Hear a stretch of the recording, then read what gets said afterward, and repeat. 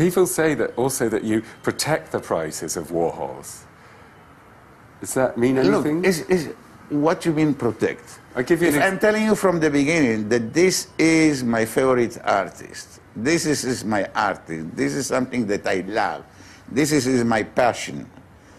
So what you mean protect the prices? I protect no one. I protect myself because I love the artist. This enraged old man right here is the Jose Mugrabi. With an unrivaled collection of around 1,000 pieces by Andy Warhol, he holds the key to the most iconic pop art ever created. Stick around to discover how he manipulates the art market, transforming it into an empire and making him one of the richest art collectors in the world.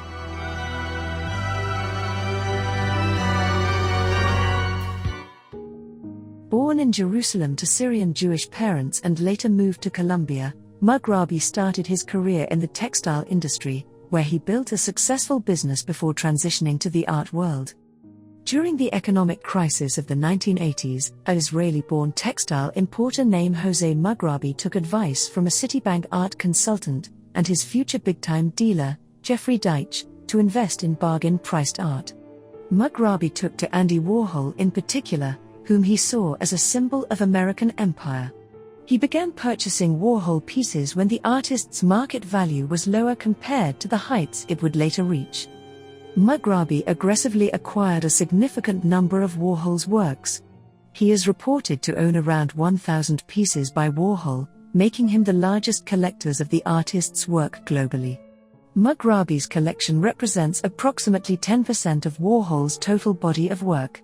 This significant portion allows him to have substantial influence over the market for Warhol's art. Lately, this kind of business has been controversial, but the Mugrabis have been amassing their portfolio for more than 30 years, and having bought like hell during the last downturn, they know how to play the game for the long term. By controlling such a large portion of Warhol's available works, Mugrabi was able to influence the market. This control allowed him to manage the supply of Warhol pieces, driving up demand and prices. He strategically bought and sold pieces to maximize profits, often holding back works from the market to create scarcity. The Mugrabi family is now worth an estimated $5 billion, thanks to the chance Jose Mugrabi took 40 years ago. Mugrabi, who has homes in New York and Paris and works closely with his two sons, reportedly rotates the collection, which also includes some of Damien Hirst's more unwieldy creations.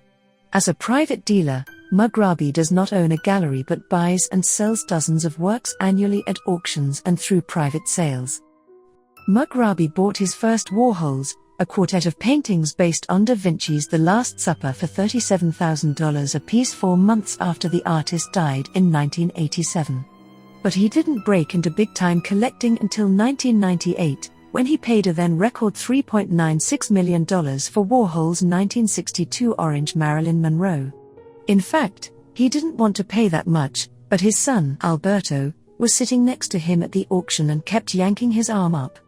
Mugrabi awoke that night with pains in his stomach, asking his wife, "What the hell have I done?" But since then, he's grown to love Warhol. Every empire has its influences, and he realized Andy was the authentic American. 500 years from now, people will see his art and recognize American culture in an instant. Mugrabi believes Andy was the only artist who absorbed it all.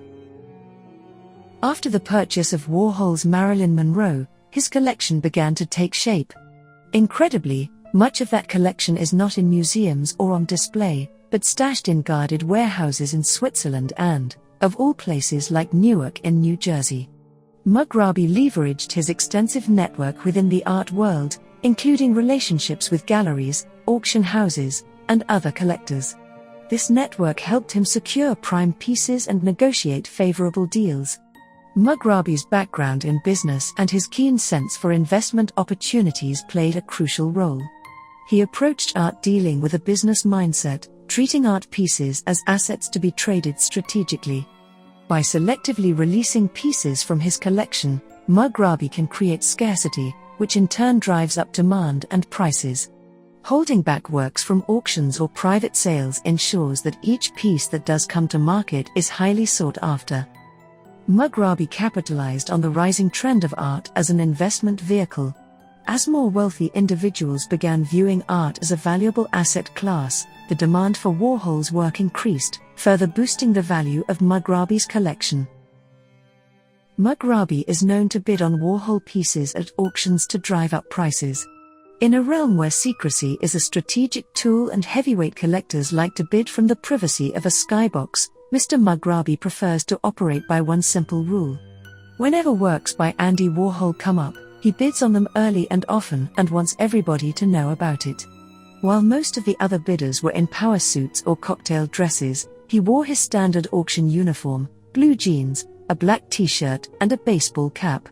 In 2008, Mr. Mughrabi bid on 7 of the 8 Warhols on the block that night and bought one, a quartet of paintings of Jacqueline Kennedy in mourning that cost him $5.6 million. The minute the Warhols were gone, he put on his baseball cap and walked out. Nobody has done more to capitalize on Andy Warhol's increasing popularity than Mr. Mughrabi.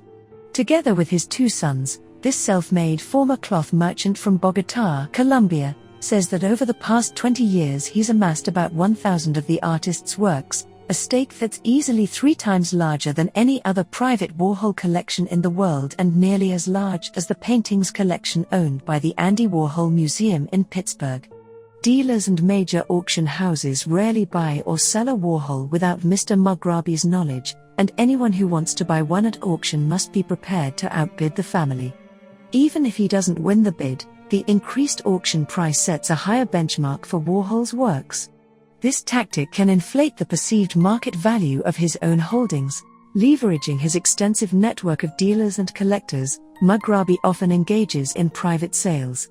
These transactions are not always public, which helps maintain a level of mystery and exclusivity around the works, further boosting their value. By loaning Warhol pieces to major museums and exhibitions, Mughrabi increases the visibility and prestige of the works. This exposure can lead to higher demand and increased market value. Mughrabi's buying and selling activities send strong signals to the market. When he buys at high prices, it suggests confidence in the continued appreciation of Warhol's works. Conversely, selective selling can indicate a controlled release, ensuring sustained interest and value appreciation. Mughrabi often collaborates with other major collectors and dealers. These partnerships can help control the narrative and trends within the art market, especially concerning high-profile artists like Warhol. As the New York Times puts it, for the Mughrabi's preferred artists, the family doesn't merely operate in the art market. It is the market. Through these methods, Jose Mughrabi exerts significant influence over the market for Andy Warhol's art, ensuring that his collection retains and increases its value over time. So what do you think about Jose Mughrabi? Thanks for watching.